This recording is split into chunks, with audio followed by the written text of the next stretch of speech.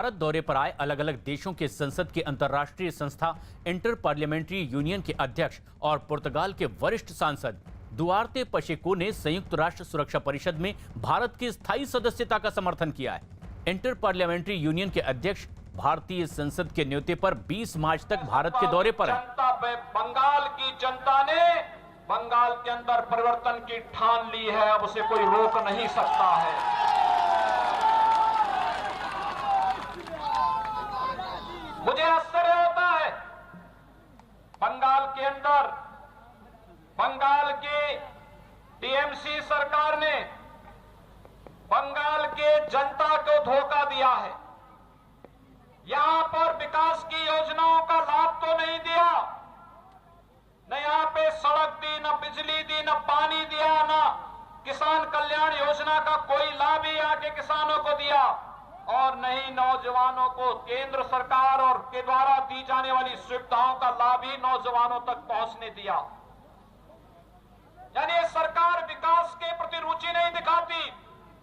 ये सरकार बंगाल जैसे विकास के मार्ग पर चलने वाले, विकास परक सोच रखने वाले बंगाल के नौजवानों के साथ धोखा कर रही है। इंफ्रास्ट्रक्चर में भी बंगाल की टीएमसी की सरकार ने बंगाल को पीछे धकेलने का काम किया है। लेकिन भाइयों बहनों, मैं आज आपसे कहने के लिए आया हूं, लोक कल्याण के कार्यों को लागू कराने में भले ही टीएमसी की सरकार विफल रही हो, टीएमसी की सरकार इंफ्रास्ट्रक्चर को डेवलप करने में विफल रही है। टीएमसी की सरकार के समय में इस सरकार ने दो कार्यों के लिए बंगाल को बदनाम किया है, एक भ्रष्टाचार के कारण और दूसरा अराजकता के कारण। भाइयों बहनों, आज मैं आपसे कहना चाहता हूं, आखिर मर्यादा पुरुषोत्तम भगवान श्री राम जो भारत के कोटि कोटि नागरिकों की आस्था के प्रतीक हैं, मर्यादा पुरुषोत्तम भगवान श्री राम का उद्घोष करने पर यहां की सरकार को, टीएमसी के लोगों को आखिर आपत्ति क्यों? ये पूछा जाना चाहिए कि आखिर जय श्री राम का उद्घोष करने पर यहां की सरकार को सहज स्थिति क्यों पैदा होती है। लेकिन मैं कह सकता हूं, राम का विरोध जिसने भी किया वह जनता के द्वारा हमेशा उसको मुंहतोड़ जवाब दिया गया। और बंगाल की जनता, जब मैं यहां पर उपस्थित हुआ था, यद्यपि मैं 1 घंटे पहले आ गया था, लेकिन मैं देख रहा था जो लोग मौजूद थे अभिवादन में एक ही बात कह रहे थे, और वह कह रहे थे जय श्री राम का। मैं पुरुलिया में गया सुबह, पुरुलिया में भी ऐसी विशाल सभा लगी थी, वहां पर भी हर एक जवान से एक ही आवाज निकलती थी, और आवाज निकलती थी जय श्री राम की।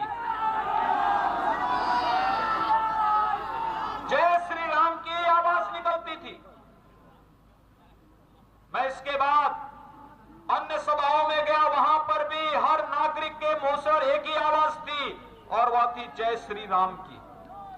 भाइयों बहनों, राम भारत का अभिवादन है, भारत का संस्कार है, भारत की संस्कृति है, भारत की परंपरा है। हमारे श्वास श्वास में राम बसे हैं, कोई राम से हमें अलग नहीं कर सकता है, और अगर कोई करने का प्रयास करेगा तो उसको जनता स्वयं मुंहतोड़ जवाब देने का कार्य करेगी।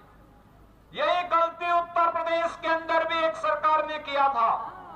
आज उसके हाल उत्तर प्रदेश में आप देख सकते हैं। लेकिन हम सबके लिए गौरव की बात है, भारतीय जनता पार्टी जो कहती है वह करके दिखाती है।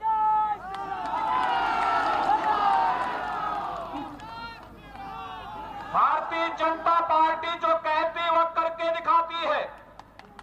आपने देखा होगा, कश्मीर में धारा 370 को हटाने की आवाज सबसे पहले इसी बंगाल की धरती से निकला था। बंगाल की धरती के लाल और भारतीय जनसंघ के संस्थापक अध्यक्ष डॉक्टर श्यामा प्रसाद मुखर्जी ने देश को नारा दिया था 1952 में, एक देश में दो प्रधान, दो निशान और दो विधान नहीं चलेंगे, नहीं चलेंगे। ये बंगाल की ही धरती थी। डॉक्टर श्यामा प्रसाद मुखर्जी ने भारत की एकता और अखंडता के लिए अपना बलिदान दिया।